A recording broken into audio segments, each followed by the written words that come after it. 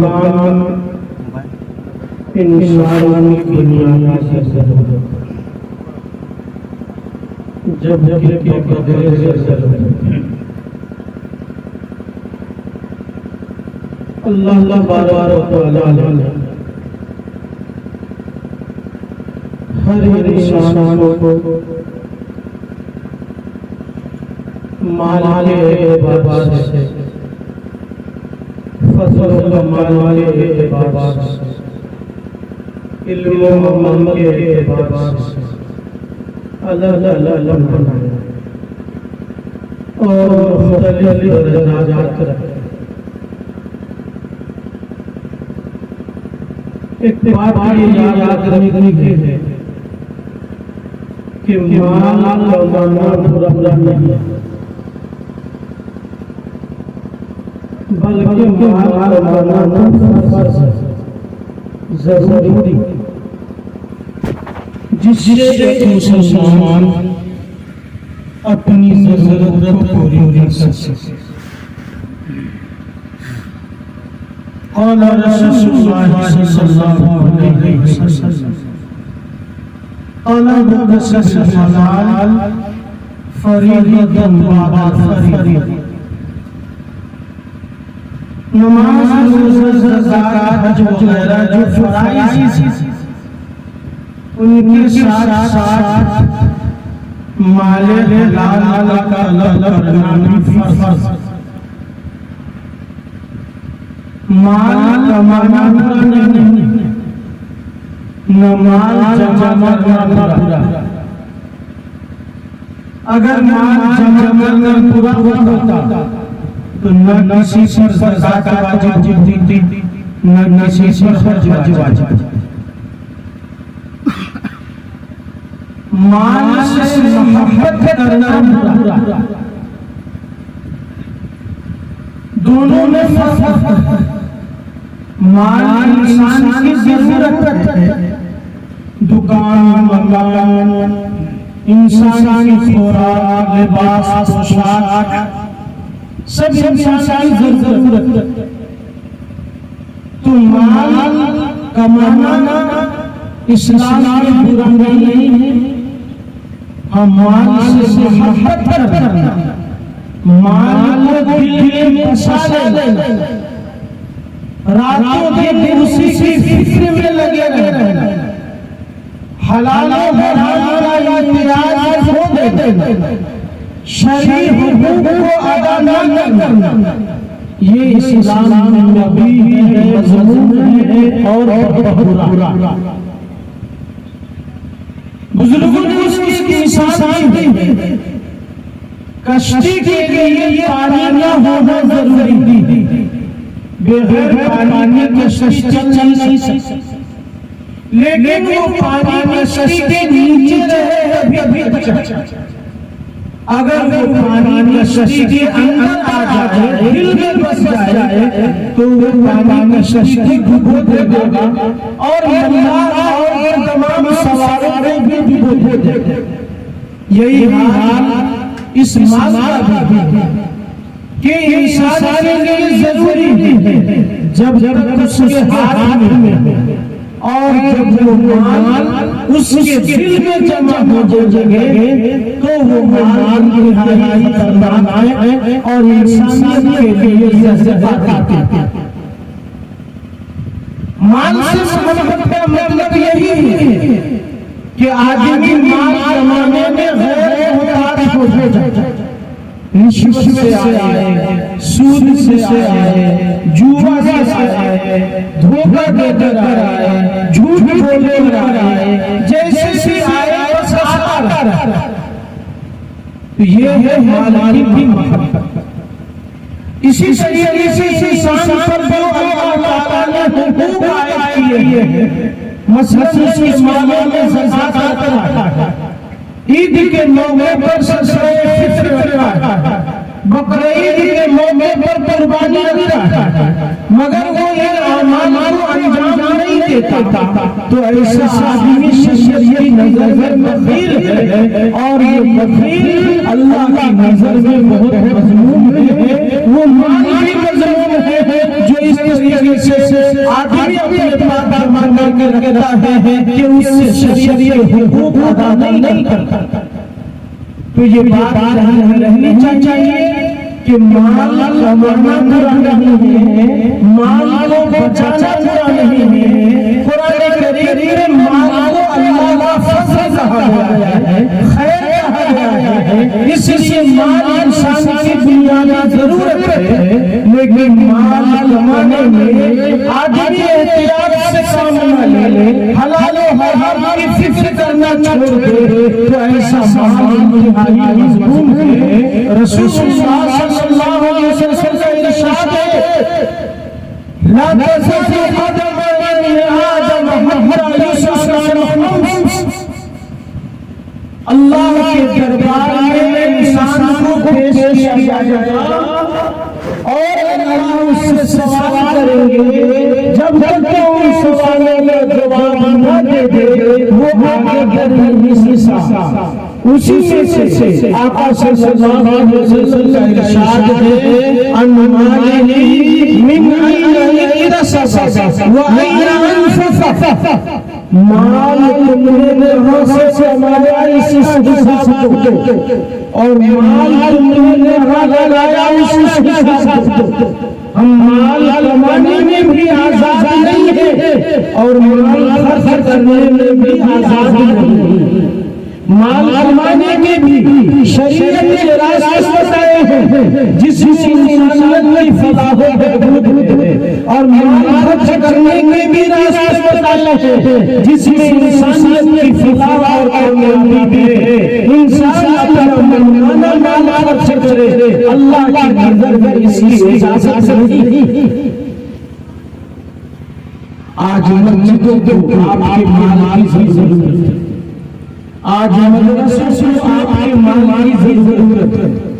کتنے بیوائیں ہیں جن کے راتوں دن آنسو میں گزرتے ہیں، کتنے یتیم بچے ہیں جن کے بدن پر صحیح کپڑا کا میسر نہیں ہے، کتنے غریب ہیں جن کے گھر میں چھپڑ تک نہیں ہے۔ ایسے ہی لوگ ہیں جو ہمارے مالوں میں حقدار ہیں، ایسی سکون پر مال خرچ کرنے والا اللہ کی جنت خرید لیتا ہے، اور جو غلط جگہوں پر اپنے مال و مالوں کو لوٹاتا ہے تو ایسا آدمی اپنے مالوں کے ذریعے اللہ کی خیال جنت کو خرید لیتا ہے۔ آج اس مال کا فتنہ بھی بہت بڑا، بھائی بھائی میں جھگڑا، باپ بیٹے میں جھگڑا، بھائی بہن میں جھگڑا، آپس میں ایک دوسرے سے فتنہ فساد، قتل و غارت گری۔ اسلام اس کی تحسین نہیں کرتا، اسلام اس کی اجازت نہیں دیتا۔ بھائی بھائی سے الگ ہو یہ تو ہو سکتا، لیکن بیٹا باپ سے الگ ہو یہ ممکن نہیں، بیٹا اپنی ماں سے الگ ہو یہ ممکن نہیں۔ جس ماں باپ نے اپنا پیٹ باپ پر اپنی اولاد کو پالا پوسا، خود نہیں کھایا مگر اپنی اولاد کو کھلایا، ہزار تکلیفیں برداشت کیا مگر اپنی اولاد کی تمام ضرورتوں کو پوری کیا۔ لہذا ایک اولاد اپنے ماں باپ سے سٹ جاتی ہے تو اس کے لیے بہت بڑے گھاٹے کا سودا ہے، بہت بڑے نقصان کی چیز ہے۔ اس لیے ماں باپ سے بیٹا الگ ہو جائے دوستو یہ ممکن نہیں ہے۔ ماں باپ جب بڑھاپے کی عمر میں ہو اور انہیں تمہاری ضرورت ہو تو ہمارا یہ فرض بنتا ہے کہ جس طریقے سے بچپن میں انہوں نے ہماری خدمت کی اور ہمارے اوپر اپنا مال خرچ کیا، آج بڑھاپے میں جب ان کو ہماری ضرورت ہے تو ہم بھی ان کی خدمت کریں اور ان پر اپنے مال و متا کو خرچ کریں۔ یہی ماں باپ ہے جن کی رضا میں اللہ کی رضا ہے اور جن کی ناراضگی میں اللہ کی ناراضگی ہے۔ ماں باپ کو ناراض کرنے والا جنت کی خوشبو سے نہیں رہے گا، بشرطے کہ ماں باپ حق پر ہو اور وہ باطل پر ہو تو ایسے سماج کے لیے جنت میں خوشبو حرام کی گئی ہے، اس لیے دوستوں اس بات کی ضرورت ہے، اس کا خیال کیا جانا ضروری ہے کہ ایک بھائی اپنے بھائی سے الگ ہو سکتا ہے، مگر ایک بیٹا اپنے ماں باپ سے الگ ہو جائے یہ قیامت تک ممکن نہیں ہے۔ ماں باپ کے جسم کا ٹکڑا ہے اولاد، ماں باپ کے جسم کا ٹکڑا ہے، لہذا ایک ٹکڑا اپنے جسم سے الگ ہو جائے، کٹ جائے، رشتہ ناتا توڑ لے، یقیناً یہ سب سے بڑی غداری ہے جسے نہ دنیا معاف کر سکتی ہے نہ اللہ کی عدالت بھی معاف کر سکتی ہے۔ اس لیے اولاد کا یہ فریضہ ہے کہ اپنے ماں باپ کو خوش رکھے، بڑھاپے میں ان کی خدمت کرے، ان کے اوپر اپنا مال و متا خرچ کرے، یہ اولاد کی ذمہ داری ہے اور یہ اولاد کا فریضہ ہے۔ سامعین گرامی، آج بچپن میں جب ہم چھوٹے چھوٹے ہمیں آپس میں کتنا پیار تھا، آپس میں کتنی محبت تھی، چھوٹے چھوٹے بھائی ہیں، مل بانٹ کر رہتے ہیں، ساتھ گھر میں رہتے ہیں، ساتھ گھر میں نکلتے ہیں اور شادی کی آنا جانا ہوتا ہے، تمام ضرورتیں ایک ساتھ پوری ہوتی ہیں۔ بچپن میں کتنی محبت ہوتی ہے، کتنا پیار ہوتا ہے، وہ یہ محبت ضرورت ہے کہ زندگی بھر نبھائی جائے۔ قرآن کریم کی ایک مثال آپ کے سامنے دینا چاہوں، سنششو اللہ تبارک و تعالیٰ نے حضرت موسیٰ علیہ السلام کو اپنی نبوت اور رسالت کے لیے انتخاب کیا کہ میں آپ کو اپنا نبی بناتا ہوں۔ حضرت موسیٰ علیہ السلام کہنے لگے، اللہ پاک میرا ایک بھائی ہے ہارون نام کا جو مجھ سے زیادہ فصیح و بلیغ ہے، ان کی زبان بہت صاف ستھری ہے، بولنے میں بہت اچھا ہے۔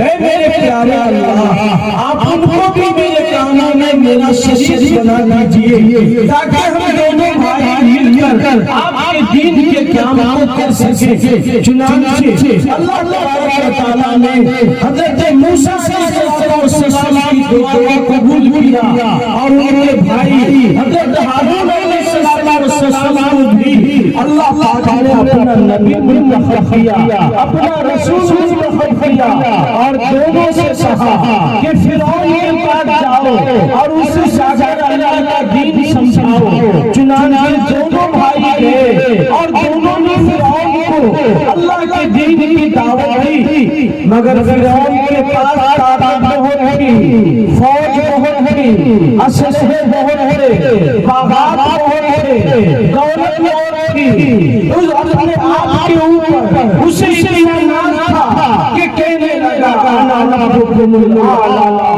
اے لوگوں میں تم سسرا رب ہوں، میری پوجا پاٹ کیا کرو، میں سب سے بڑا ہوں۔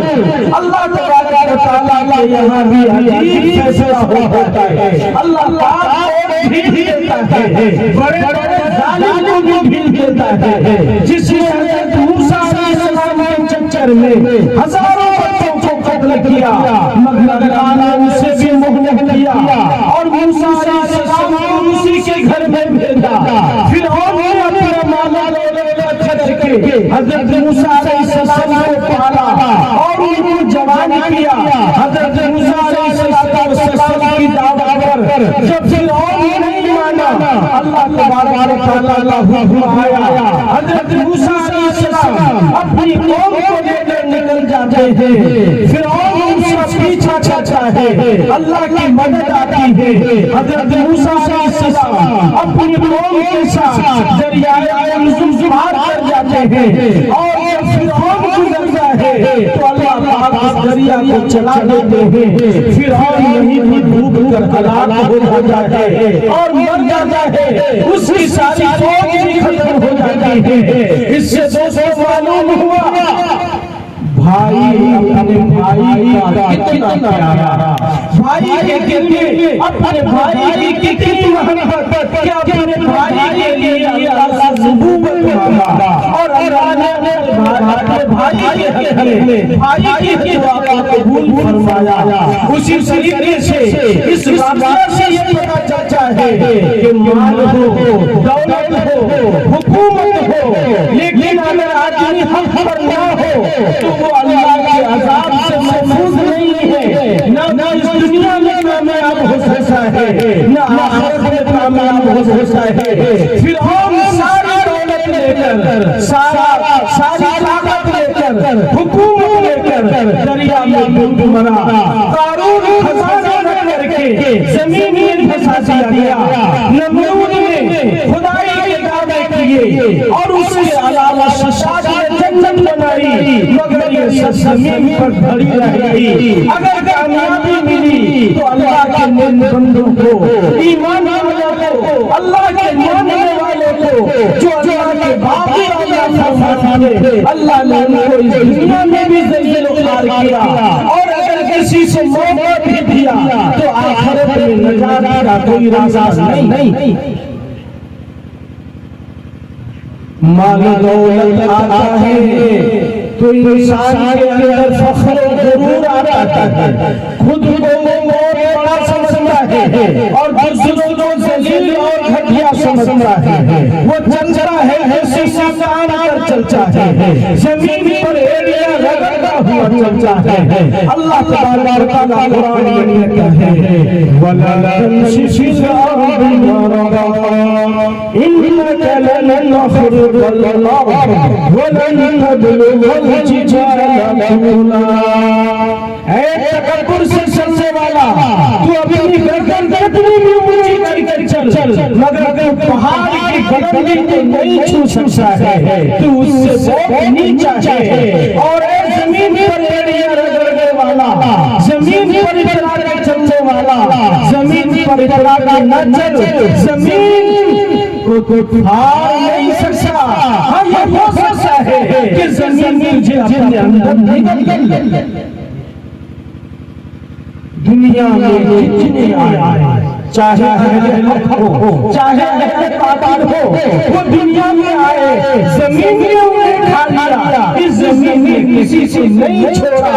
آج ہم زمین کے اوپر ہیں، ہم سے پہلے ہزاروں لاکھوں لوگ تھے جو اسی زمین پر تھے، مگر آج سب سے سب زمین کے اندر چلے گئے. زمین کا بیٹا اپنی ماں کی گود میں چلا گیا. منہا خلقناکم وفیہا نعیدکم ومنہا نخرجکم تارۃ اخری.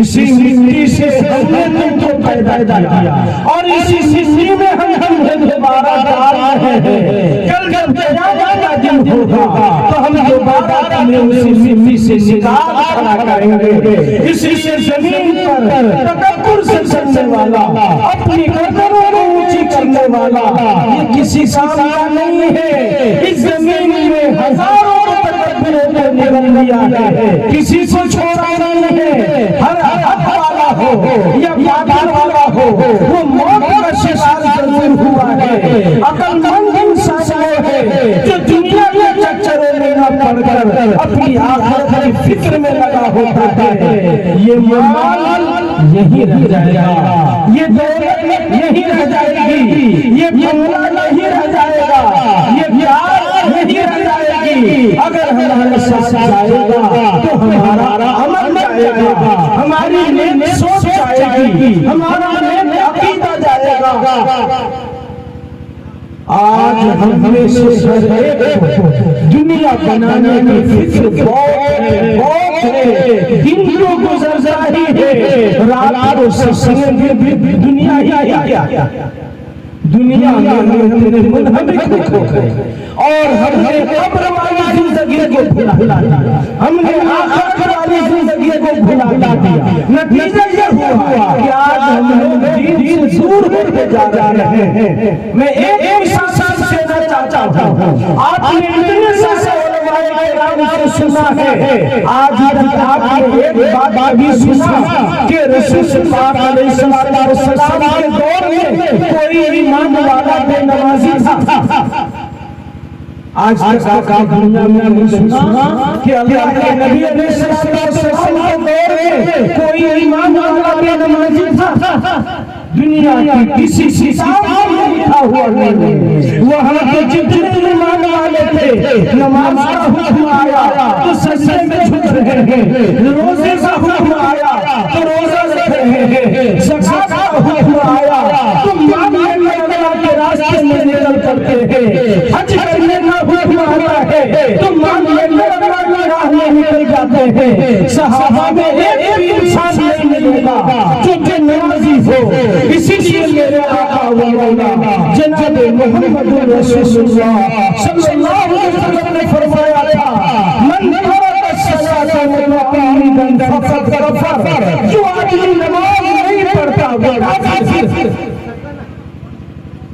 اپنے گھر کی بات نہیں ہے، یہ حدیث شریف کی تمام کتابوں میں موجود ہے کہ جو نماز نہیں پڑھتا وہ کافر۔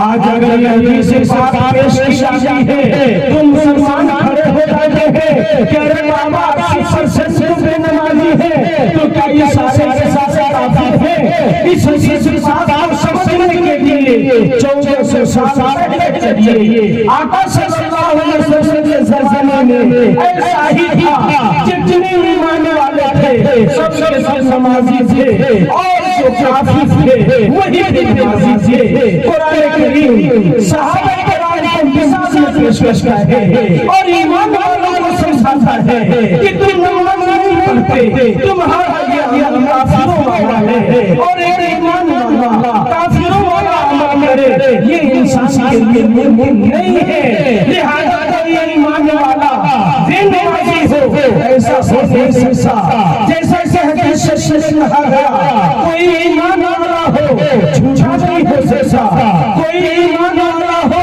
اور جھوٹ کا عادی ہو وہ ایمان والا نہیں ہو سکتا، بلکہ آقا صلی اللہ علیہ وسلم نے فرمایا کہ جو جھوٹیاں بنتا ہو، جو وعدہ خلافی کرتا ہو، جو جھوٹ بولتا ہو، اس کے اندر منافقوں کی علامات کفر اور نفاق سے تشبیہ دینے کے اندر ان حضرات کی مذمت اور برائی کرنا ہے جو اس قسم سے عمل کرتے ہیں تاکہ اپنے آپ کو ان برے اعمال سے بچا سکیں۔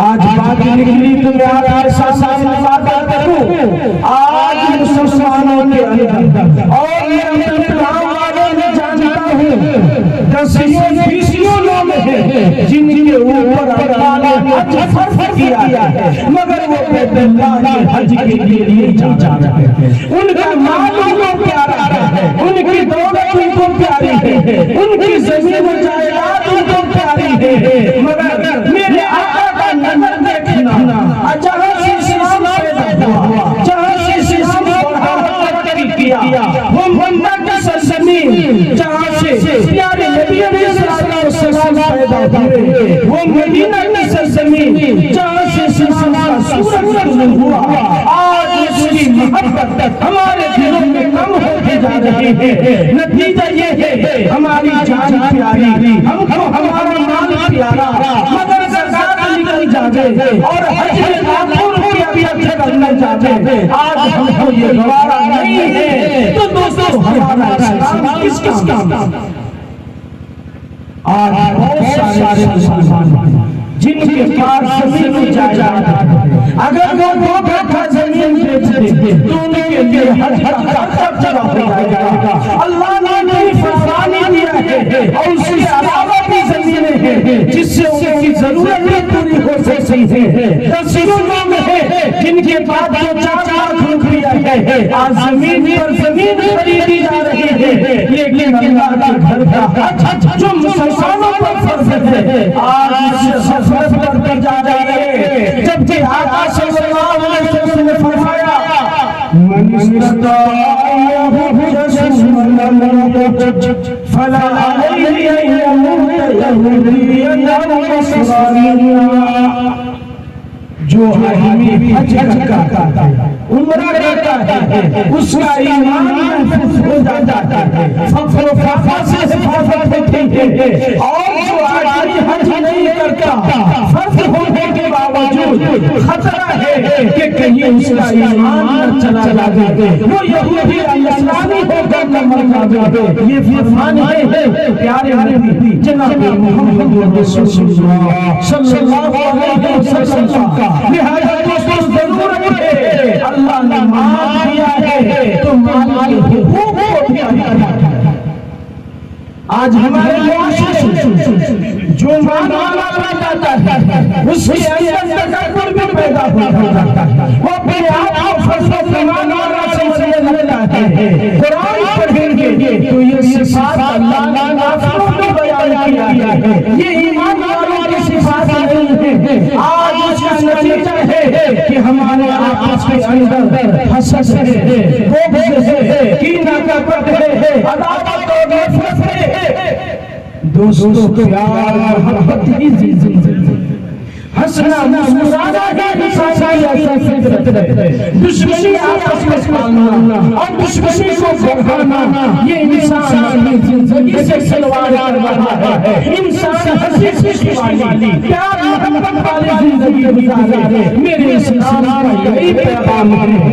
غور کرو، آپ جن لوگوں کو مدینہ کا انسان کہتے ہیں، آپ تعلیم پڑھیے گا، وہ اوس اور خزرج کے قبیلے تھے، جو مشرکوں کے دو قبیلے تھے، آپس میں ہر تلواریں نہیں رہتی تھی، لیکن جب اسلام قبول کیا تو وہ سارے کے سارے آپس میں بھائی بن گئے، ایک دوسرے کے دوست ہو گئے، ایک دوسرے کے خیر خواہ ہو گئے۔ اور آج ہم پیدائشی مسلمان ہیں، ضرورت ہے کہ ہم اپنے دلوں کو پاک صاف کریں، آپس میں ایک دوسرے سے محبت کریں، ایک دوسرے سے پیار کریں، چاہے میرا بھائی ہو، چاہے میری بہن ہو، چاہے میرے پاس پڑوسی والے ہو، چاہے میرے رشتہ دار ہو، ایک مسلمان کا کام ہے محبت بانٹنا، پیار بانٹنا، اجالا بانٹنا۔ ہم درد اور غمگسار ہونا، سخت دلی، بخیلی اللہ کو پسند نہیں ہے۔ اللہ کا وہ بندہ پسند ہے جو بندوں کے کام آتا ہے، اسی مالدار کو دنیا یاد کرتی ہے، جو مالدار اپنا مال دنیا پر بناتا ہے، ورنہ ہزاروں مالے والے اس دنیا سے آگے چلے گئے، آج ان کی قبر پر کوئی جھانکنے والا نہیں ہے۔ نوشیروان مرد کے نامے میں گزار ایک بادشاہ گزرا ہے جس کا نام نوشیروان، بہت زیادہ منصف مزاج، مگر آج تک اس کا نام روشن ہے۔ ایک آدمی گزرا ہے جسے حاتم طائی کہا جاتا ہے، اللہ نے اسے ساتھ دیا تھا، مخلوق کے خدا پر اپنے مالوں کو خرچ کیا۔ آج کتابیں اس کی سے بھری پڑی ہیں جو مخلوق کے خدا کا کام آتا ہے، یہ مخلوق بھی اسی سے یاد رکھتی ہے۔ انسان وہ ہے جس کے اندر ایک دوسرے کی ہمدردی ہو، ایک دوسرے کی غمگساری ہو، کسی کی خوشی سے خوش ہو جائے، کسی کا غم دیکھ کر اسے بانٹنے کی کوشش کرے۔ میرا اسلام یہی کہتا ہے، رسول اللہ صلی اللہ علیہ وسلم کا ارشاد ہے، لا یؤمن احدکم، خدا کی قسم وہ ایمان والا نہیں ہے، میں یشبع وہ جانو ہو جائے، جو پیٹ بھر کر کھاتا ہو اور اس کا پڑوسی بازی سے بھوکا سو رہا ہو، خدا کی قسم ایمان والا نہیں۔ لا تحاسدوا ولا تباغضوا ولا تدابروا وكونوا عباد الله اخوانا۔ اے لوگوں، آپس میں ایک دوسرے سے محبت کرنے والے، جب ہم آپس میں محبت کریں گے تو حسد کرنا خود ختم ہو جائے۔ اللہ مجھے بھی نوازے، اللہ آپ کو بھی نوازے، اللہ سب کو نوازے۔ ایک ایمان والے کی شان یہ ہے، اگر کوئی ایمان والا پڑھ رہا ہے تو میں اس کو دیکھ کر چلوں، میرے جلدی سے صاف ہونے والا ہے، کسی کا کیا کرنے والا ہے، لیکن وہ آج میرے لگی ہے تم مجھے ہی جلالا کا خاطر کرے گی جس پر ہنسیا جا رہا ہے اس کا بگڑنے والا نہیں ہے دوستو اسلام کا یہ پیغام ہے آپس میں محبت کرنے والے بنو ایک دوسرے سے حسد نہ کرو ایک دوسرے کے پیچھے نہ پڑو ایک دوسرے کے عیب تلاش مت کرو کسی سے گھر کے اندر جاسوسی مت کرو یہ چیزیں معاشرے کو تباہ کرنے والی ہے انسانیت کو برباد کرنے والی ہے آپ نے وہ حدیث سنا ہوگا ایک نوجوان صحابی ابھی کافر تھے مسلمان ہونے آئے کہنے لگے میں مسلمان ہوں گا مگر ایک شرط ہے آپ مجھے زنا کرنے کی اجازت دیں باقی سب کام کروں گا کوئی گناہ نہیں کروں گا بس آپ مجھے زنا کرنے کی اجازت دیجیے آقا صلی اللہ علیہ وسلم نے ان سے اپنے پاس بلایا اور آقا صلی اللہ علیہ وسلم نے اس کے سینے کے اوپر اپنا مبارک ہاتھ پھیرا بعد روایت میں پیٹھ پر بھی ہاتھ پھیرا اور آپ علیہ السلام اس سے کہا تم زنا کرو گے یہ بتاتا ہوں کیا کوئی تمہاری ماں ساتھ زنا کرے تمہیں پسند ہے تو کہا نہیں ہو سکتا تو کہا اگر کوئی تمہاری بیٹی کے ساتھ زنا کرے کہا نہیں ہو سکتا کہا کوئی تمہاری بہن کے ساتھ زنا کرے کہا یہ بھی نہیں ہو سکتا آقا صلی اللہ علیہ وسلم نے چار مشکل بتائے مثال دے کر کے سمجھایا کہ تم اپنی ماں کے ساتھ بہن کے ساتھ بیٹی کے ساتھ خالہ پھوپھی کے ساتھ کیا زنا کو پسند کرتے ہو انہوں نے کہا ہرگز نہیں تو آپ صلی اللہ علیہ وسلم فرمایا کہ پھر تم کس کے ساتھ زنا کرو گے جس کے ساتھ زنا کرو گے وہ کسی کی ماں ہوگی کسی کی بیٹی ہوگی کسی کی بہو ہوگی کسی کی خالہ ہوگی کسی کی پھوپھی ہوگی تم جب ان چیزوں کو پسند نہیں کرتے تو دوسرا کیسے پسند کرے گا جواب کی بات سمجھ میں آ گئی اللہ کے نبی علیہ السلام نے اپنے مبارک ہاتھوں کے ذریعے سبق دیا اس کی دنیا بدل گئی اور توبہ کر لیا کہ اب کبھی بھی اس قسم سے حرکت نہیں ہوگی کلمہ پڑھا اور مسلمان ہو گیا دوستوں میں آپ کو یہی بات سمجھانا چاہتا ہوں کہ یہ چیزیں وہ ہیں کہ یہ تو عدالت نہ کرتا ہے گناہ کاری غلط کاری آپ کے گھر کو بھی تباہ کرنے والی ہے دوسروں کی عزتوں کو نیلام کرنے میں اپنے گھر کی بھی عزت سے نیلام کرنے آج ہمارے دولت کا فتنہ جو جڑا ہے آج ہماری شادیوں میں جو حال ہے علماء نے باتیں کہی ہے لیکن ایک بات اتنی سی ہے کہ اگر میرے بیٹے کی شادی ہو تو جہیز سے اچھی کوئی چیز نہیں ہے بیٹی والے سے جتنا مانگنا ہو مانگو اور جتنا بھی دے کم ہے لیکن جب اپنی بیٹے کی باری آتی ہے تو جہیز سے زیادہ بڑی کوئی چیز نہیں سلامی سے زیادہ بدتر کوئی چیز نہیں یہ منافقت کا روح ہے قیامت تک اسلام مومن نہیں ہے جب تک یہ نظریہ آیا رہے گا معاشرے کی اصلاح کبھی بھی ممکن نہیں ہوگی آج اپنے بیٹے کے ٹائم میں آپ کسی کا دل دکھاؤ گے تو کل آپ کا دل دکھایا جائے گا آپ کو اندازہ ہو یا نہ ہو لیکن میں نے جو سب کیا ہے شادیوں کے اندر میں نے یہ دیکھا ہے کہ دلہا بہت خوش رہتا ہے دلہا باپ بہت خوش رہتا ہے لیکن جب میں لڑکیوں کے باپ کو دیکھتا ہوں ایسا لگتا ہے کہ مجھے ماتم بن کر آیا اس کا دل دکھا ہوا ہے اس کا دل زخم پڑا ہوا ہے اس کے چہرے پر کوئی مسکان نہیں دنیا کہتے ہیں کہ بیٹے کی جدائی کے غم میں خدا کی قسم ممکن ہے لیکن میں یہ بھی جانتا ہوں کہ تم نے اس کا گھر اجاڑا ہے تم نے اس کی دکان بچوایا ہے تم نے اس کی زمین بچوائی ہے وہ بیچارہ سب سے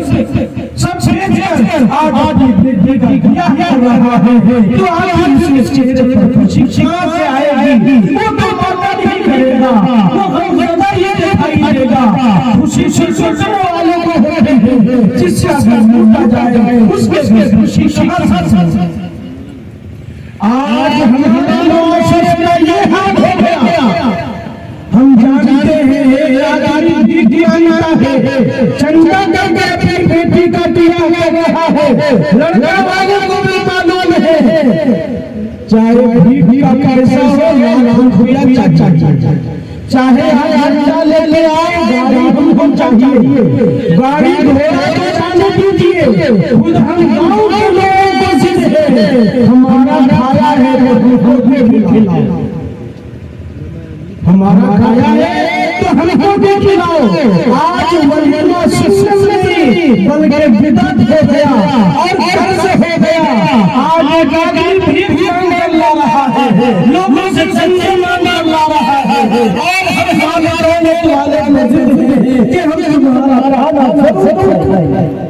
اے میرے بزرگوں میرے دوستوں، کبھی ان چیزوں کو ٹھنڈے دماغ سے بھی سوچو کہ آپ ہی چندا دیا، صدقہ دیا، زکات دیا، ایک آدمی کی مدد کیا، اور آپ خود اس کا بوجھ کھانے کے لیے تڑپ رہے ہو اور تانا مار رہے ہو کہ کھانے میں آگے تو کھلانے میں پیچھے۔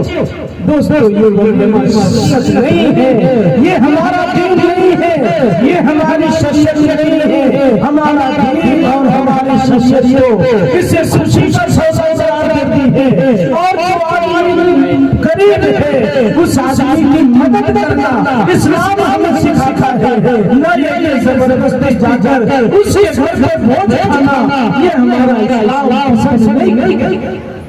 آج دوستو کہاں تک شمار آیا جائے، ان چیزوں کو دھیان دینے کی ضرورت ہے۔ آج ہمارے معاشرے میں بہت سی چیزیں چل رہی ہیں، کہتے ہیں ہر انسان اپنا خیر کرتا ہے، دوسرے کا خیرات بانٹے، مگر یہ فلسفہ غلط ہے۔ عام لوگوں کا خیال تو یہ ساری باتیں کہنے کی میں اس میں کے ساتھ سے سمجھاتا ہوں۔ آج میں خرچہ چاہتا ہوں، راہ خدا میں مان دیتا ہوں، 1000 روپیہ، 500 روپیہ، 10,000 روپیہ، پوری زندگی میں میں نے جو مال راہ خدا میں خرچہ کیا ہے، لاکھ روپیہ، 2 لاکھ روپیہ، 5 لاکھ روپیہ، 10,000 روپیہ، لیکن جب میں مروں گا تو مرنے کے بعد جو سے جائیداد چھوڑوں گا وہ 50 لاکھ ہے، وہ 40 لاکھ ہے، گویا کہ میرے مال میں میرا حصہ 5-10% ہے، اور ساری کی ساری ہماری ہمارے مال پر چکی ہے۔ یاد رکھنا دوستو، حساب کو ہو دینا پڑے گا، اور چھوڑ مر گئے وہ تو دوسروں کا ہو گیا، ہم کو ہمارے مال میں سے کتنا حصہ ملا۔ آج نتیجہ یہ ہے کہ ہمارے مال میں ہمارا حصہ بہت کم ہے، اور ہم زیادہ مال چھوڑ کر اپنی اولاد کے لیے چلے جاتے ہیں۔ پھر کیا ہوتا ہے؟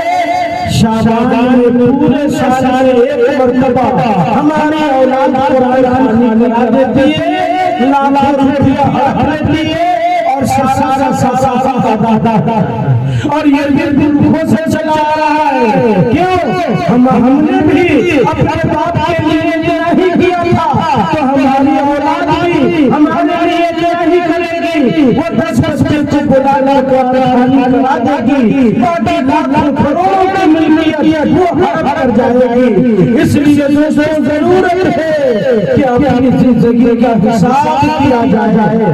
آج بات اور یہ آئی، پہلے زمانے میں کسی کے گھر میت تھی، انتقال ہوتا تھا تو پاس پڑوس والے اس کے گھر کھانا بھجوا لیتے تھے کہ وہ غمگین ہیں، کھانا نہیں پکا رہے ہیں، عام طور سے 4 بھات ہو جاتا تھا، اور آلو کی سبزی بنتی تھی کیونکہ غم ماحول ہے، ہم کے حساب سے کھانا ہے۔ آج تو مال کا فتنہ اتنا بڑھا کہ چاہے نہیں یہ کھانا ہو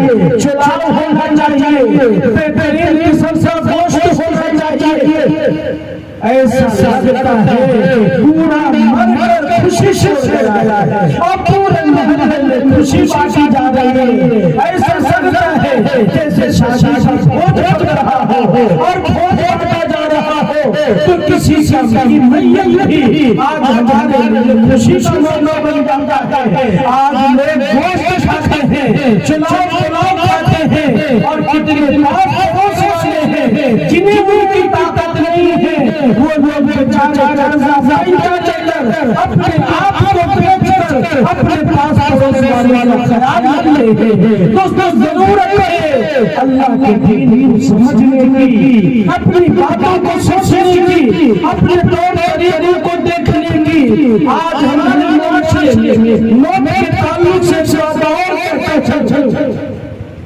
موت دینے والا اللہ، روح نکالنے والے فرشتے، اللہ کے علاوہ کسی سے اندر یہ طاقت نہیں ہے کہ کوئی کسی سے روح کو نکالے۔ آج مسلمانوں کے اندر جادو ٹونے کا رواج بہت بڑھتا جا رہا ہے، حالانکہ قرآن کریم نے کہا ہے کہ جادو سیکھنا کفر ہے، جادو کا عمل کرنا کفر ہے، جس کے ذریعے سے انسان کافرانہ عمل کرتا ہو، ورنہ نفس میں فجور ہے تو جادو کا ٹونا کرنے سے انسان ایمان سے خارج ہو سکتا ہے۔ یہ اسلام مسلمانوں کو جادو کے تعلیم نہیں دیتا، اسلام کو قرآن کی تعلیم دیتا ہے، رسول پاک علیہ السلام کے دین کی تعلیم دیتا ہے۔ آج بعض مسلمانوں کا یہ خیال ہے کہ جادو کے ذریعے کسی کی موت واقع کی جا سکتی ہے، جادوگر مان دیتا ہے اور روح کو اپنے پاس رکھتا ہے۔ یاد رکھیے یہ 100% گمراہی اور 100% غلط بات ہے، اسلام سے اس کا کوئی تعلق نہیں ہے۔ چاہے جادو ٹونا ہو، اس کی حیثیت ایک بیماری کی طرح سے ہے، جیسے مرد انسان کو لگ جاتا ہے، کسی سے لگتا ہے کسی سے نہیں لگتا، کوئی اسی مرض میں مر جاتا ہے، کوئی شفا پاتا ہے۔ موت دینے والی ذات اللہ کی ہے، چاہے کوئی جہاز میں مرے، چاہے گاڑی سے ٹکرا مرے یا کیسے سے انتقال ہو، روح نکالنے والے اللہ کے فرشتے ہیں، موت دینے والا اللہ ہے۔ ہر ایمان والا کی موت ایک ہی بار آتی ہے اور اپنے وقت مقررہ پر آتی ہے، وقت مقررہ سے پہلے کبھی بھی موت نہیں آ سکتی ہے۔ اس لیے ہمیں اپنے ایمان اور عقیدہ کو بھی درست کرنے کی ضرورت ہے۔ جب ایمان اور عقیدے کی بات آئی تو ایک بات اور بھی کہتا چلوں، آج محرم کا چاند نکلا، بہت سے مسلمانوں کو تو یہ بھی معلوم نہیں ہے کہ یہ اسلامی سال کا پہلا دن ہے، لیکن جنوری برابر یاد رہتی ہے کہ وہ سال کا پہلا دن ہے، حالانکہ اسلامی سال کا پہلا نہیں ہے، یہ محرم حرام ہے۔ محرم میں ہم لوگ کیا کرتے ہیں؟ ڈھول بجاتے ہیں، تاشا بجاتے ہیں، اس کے بعد کیا کرتے ہیں؟ لکڑیوں کا ایک ڈھانچہ بناتے ہیں اور اس ڈھانچے کو ہم لوگ بہترین قسم سے کاغذ سے لپیٹ دیتے ہیں اور اس کا نام ہم لوگ تعزیہ کہتے ہیں۔ اس کے بعد ہم لوگ اس کا کباب کرتے ہیں، اس کے اوپر مٹھائیاں چڑھاتے ہیں، اس سے ہم لوگ اپنی منتیں مانگتے ہیں، اپنی مرادیں مانگتے ہیں اور محرم کیا کرتے ہیں؟ شراب پیتے ہیں، دارو پیتے ہیں، فسق و فجور کرتے ہیں، بے حیائی کے کام کرتے ہیں اور اس کے بعد ہم لوگ یہ سمجھتے ہیں کہ کربلا یہ سنت ہے اور اسلام سے زندہ ہوا۔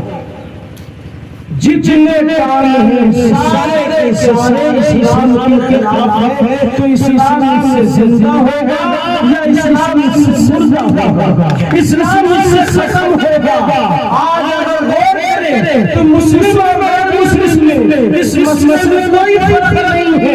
ایک غیر مسلم بھی ایک مورتی بناتا ہے، مورتی کو اپنا بھگوان مانتا ہے، اس کے آگے چڑھاوا چڑھاتا اس سے اپنی مرادیں مانگتا ہے. یہی آج مسلمان بھی محرم کے دنوں میں کرتا ہے کہ لکڑی کے ڈھانچے کو اپنا خدا سمجھتا ہے, اسے حاجت روا اور مشکل کشا سمجھتا ہے. نتیجہ یہ ہے کہ اس کا ایمان اس کے سے نکل جاتا ہے. اور 10 محرم حرام جو اللہ کی نظر میں بہت مبارک دن ہے.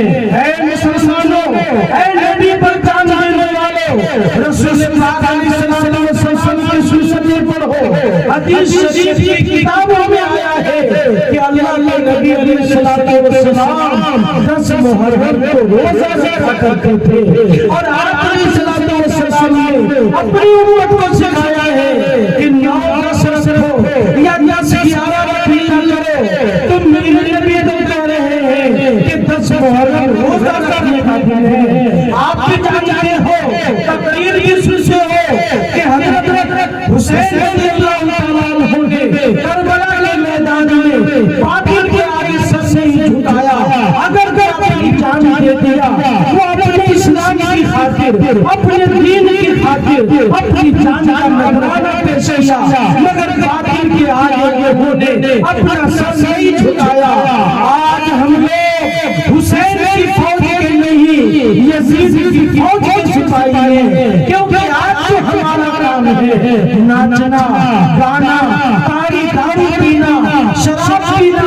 یہ نہ میرے نبی کی سنت ہے, نہ میرے حسین کا طریقہ ہے, نہ میرے حسن اور علی کی تعلیم ہے, بلکہ یہ جو غیر کی تعلیم ہے, یہ غیر ایمان والوں کا شیوا ہے. ایمان والا اپنی پوری زندگی گزارتا ہے اللہ کے دین کے مطابق, رسول اللہ علیہ وسلم کی شریعت کے مطابق. وہی ایمان والا کامیاب ہے جس کی زندگی قرآن و حدیث کے مطابق ہو, اور اگر اس کی زندگی قرآن و حدیث سے ہٹ جاتی ہے تو یقیناً وہی ایمان والا اپنی زندگی کے بارے میں غور کرے. پوکھری آپ کو جانا ہے, 4 طرف سے راستہ ہے, چلے جاؤ, لیکن اگر سیتامڑھی والا راستہ پکڑو گے تو دوستو پوکھری کبھی نہیں پہنچ پاؤ گے. آج وہی حال ہے, ہم لوگوں کے دماغ پہ شمار, ہمارے کرتوت گندے, ہمارے اعمال خراب, اور دل بھی ہے کہ جنت میں ہمارا باپ. دوسروں جب ہمارا ایمان ہمارے ارمان نہیں ہے, میری زندگی قرآن سے ہٹی ہوئی ہے, نبی کی سنت سے کٹی ہوئی ہے, صحابہ کے طور طریقے سے ہٹی ہوئی ہے, پھر ہم یہ دعویٰ کریں کہ جنت ہمارے باپ کی ہے, یہ کسی سازش کا بر ہے یا کسی مجنون کا خواب ہے, اس کا اسلام سے کوئی تعلق نہیں ہے. کہنے والے نے سچ رہا ہے, آم کا پیڑ لگاؤ گے تو میٹھے میٹھے آم کھاؤ گے, اور اگر ببول کا پیڑ لگاؤ گے تو کٹائی ہاتھ میں آنے والا ہے, کوئی خوشبو آنے والی نہیں ہے. آج ہم گناہ کر رہے ہیں, اللہ کی نافرمانیاں کر رہے ہیں, اللہ کے دین کو توڑ رہے ہیں, یہ چیزیں جہنم میں لے جانے والی ہیں, اور ہم نے یہ خواب سجا رکھا ہے کہ ہم جنتی.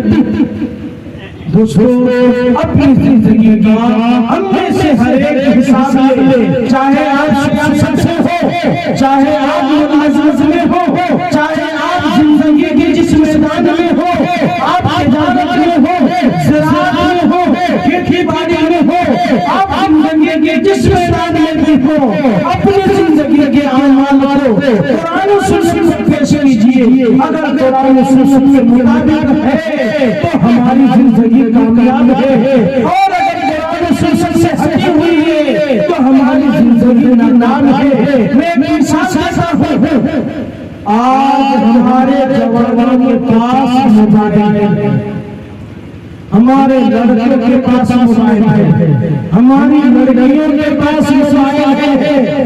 پہلے ایک لڑکی تک پہنچنا بہت مشکل تھا, مگر موبائل کے ذریعے پہنچنا بہت آسان ہے. یہ جیسے سرکار کی چیز ہے ویسے ہی یہ بہت بڑا فتنہ بھی بن کر آیا ہے. آج اس موبائل کی وجہ سے ہمارے معاشرے میں ہزاروں فتنے کھڑے ہوئے ہیں. آج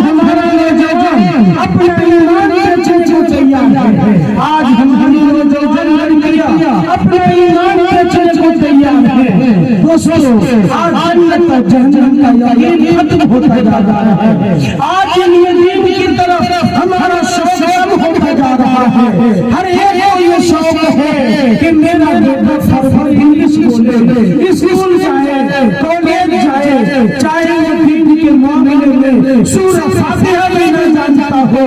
آج ماں باپ کی خوشی میں خدا کی قسم یہ کبھی بھی ہمیں کامیابی نہیں دلا سکتے۔ سب سے پہلے ہمیں ہمارا اسلام پیارا ہونا چاہیے، ہمارا ایمان پیارا ہونا چاہیے، ہمیں اپنی اولاد کو قرآن و حدیث کی تعلیم دینا چاہیے، اس کے بعد دنیا بھر کی تعلیم دیجیے۔ اسلام اس کو منع نہیں کرتا، لیکن آج جو ہمارا معاشرہ بنا ہوا ہے کہ آج ہم لوگ انگلش پر اپنی جان فدا کر رہے ہیں اور اپنی اولاد کو دین کی تعلیم سے دور رکھ رہے ہیں۔ کل قیامت کا دن ہوگا اور آپ کا دامن ہوگا، اولاد کہے گی میرے باپ نے ABCD پڑھایا مگر سورہ فاتحہ نہیں سکھایا، مجھے قرآن نہیں پڑھایا، حلال و حرام نہیں پڑھایا۔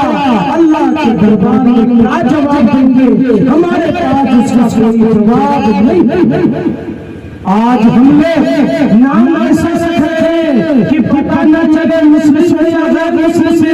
آج ہمارے لباس ایسے ہیں، آج ہمارا طور طریقہ ایسا ہے۔ آپ ایک ہندو کو کھڑا کرو، ایک مسلم نوجوان کو کھڑا کرو، ایک عیسائی یہودی کو کھڑا کرو، آپ ظاہر میں یہ تمیز نہیں کر سکتے کہ اس میں سے مسلم کون ہے اور غیر مسلم کون ہے۔ آج مسلمانوں کے چہروں پہ داڑھی نہیں، ان کے سروں پر ٹوپی نہیں، ظاہر میں ان کا لباس مسلمانوں کے جیسا نہیں۔ ہمیں کیسے پتہ چلے کہ مسلم کون ہے اور غیر مسلم کون ہے؟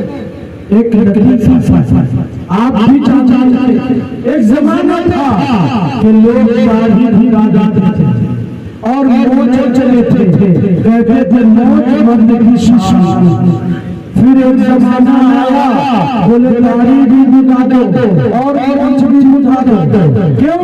شہر کے لوگ جانتے ہیں، بمبئی میں کچھ لوگ ہیں جن کو چچا کہا جاتا ہے، سب سے پہلے اس کی شروعات ہم لوگوں نے کی، کیونکہ وہ مرد تھے اور عورتوں جیسی شکل و صورت بنانا چاہتے تھے، تو چہرے پر داڑھی اور موچ رکھے گا تو ان کی شکل عورتوں جیسی کیسی بنے گی؟ لہذا بمبئی کے چچوں نے سب سے پہلے اپنی داڑھی منڈوائے، اپنے موچ چھوائے، ساری کرتا پہنا تاکہ دنیا یہ سمجھے کہ ہم لوگ مسلم مخلوق ہیں، کوئی دوسری مخلوق نہیں، یہ سارے مرد ہیں جنہوں نے یہ بھوک بچا ہے اور فرمایا، اسی کو ارشاد فرمایا تھا رسول اللہ صلی اللہ علیہ وسلم نے، لعن اللہ المتشبہین من الرجال بالنساء ولعن اللہ المتشبہات من النساء بالرجال۔ اللہ نے لعنت کیا ہے ان مردوں پر جو عورتوں کی شکل و صورت بنائے، اور ان عورتوں پر بھی اللہ کی لعنت ہے جو مردوں کی شکل و صورت بنائے۔ آج ہم نے کرکٹروں کو اپنی زندگی کا آئیڈیل اور نمونہ بنایا، آج ہم نے فلم اسٹار والوں کو ہم نے اپنی زندگی کا نمونہ بنایا۔ نتیجہ یہ ہے کہ کفر ہمارے گھر میں، شرک ہمارے گھر میں، یہودیت ہمارے گھر میں، آج ہر طرف گمراہی کا سیلاب آیا ہوا ہے۔ اے میرے پیارے، میرا نمونہ ہے جناب محمد رسول اللہ صلی اللہ علیہ وسلم۔ اے میری پیاری ماں اور بہنوں، تمہارا یہ نمونہ ہے حضرت فاطمہ رضی اللہ تعالیٰ عنہا، حضرت خدیجہ رضی اللہ تعالیٰ عنہا، حضرت عائشہ رضی اللہ تعالیٰ عنہا۔ سچ کہا کہنے والے نے کہ جب ہماری عورتیں میں تھی تو ان کی گود سے انبیاء پیدا ہوتے تھے، اولیاء پیدا ہوتے تھے، علماء پیدا ہوتے تھے، صلاح پیدا ہوتے تھے۔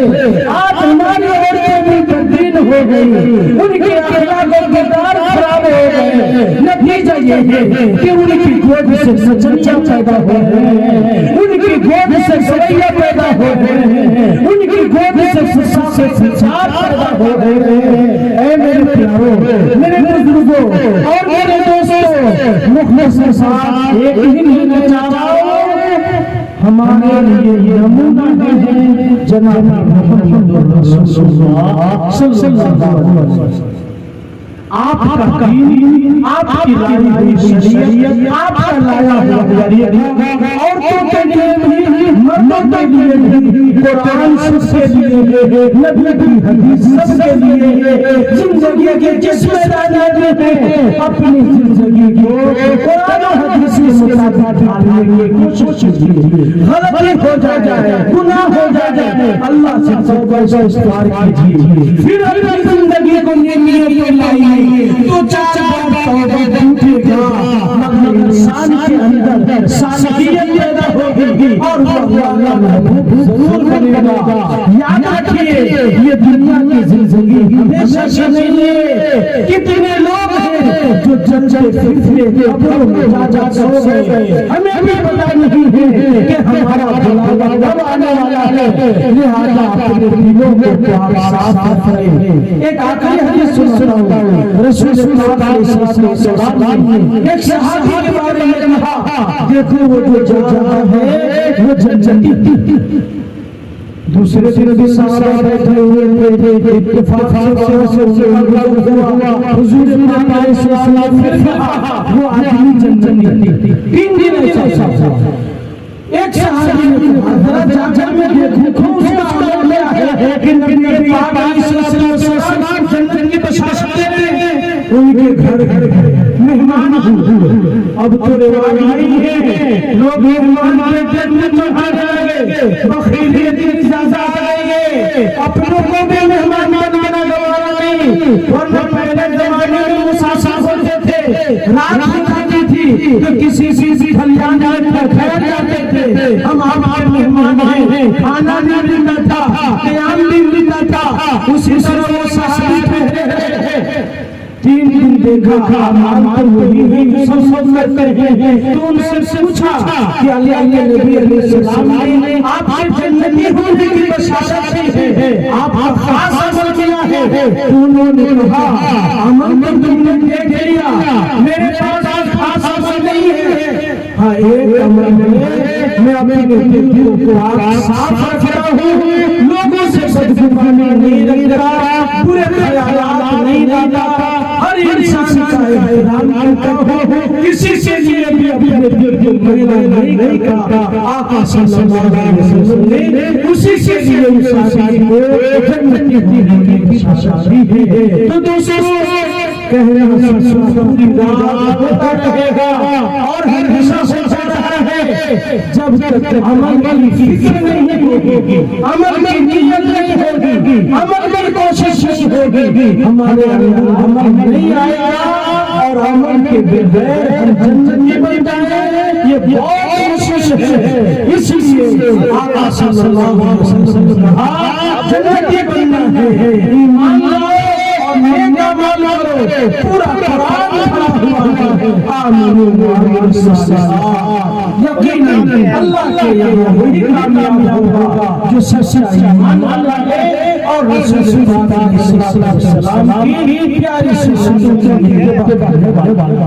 اللہ پاک ہم سب کو عمل کی توفیق